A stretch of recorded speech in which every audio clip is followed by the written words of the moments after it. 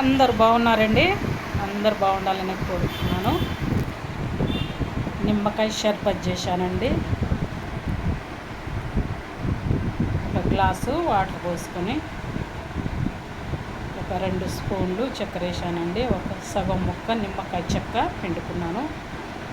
సబ్జాకు గింజలు వేసుకున్నానండి.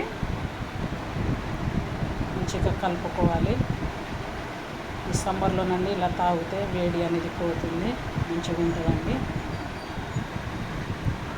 ఇది సింపుల్ అండి. ఇది మీరందరూ చేసుకుంటారు, నేను కూడా చేశాను, అందుకే చూపిస్తున్నాను. ఇది తాగుతానండి. ఇది చాలా బాగుంటుంది. మామూలు వాటరేనండి, నేనైతే కూల్ వాటర్ పోసుకోలేదు, మామూలు వాటరే. సబ్జాకు గింజలు వేస్తే చలువ ఉంటుందండి, మంచిది.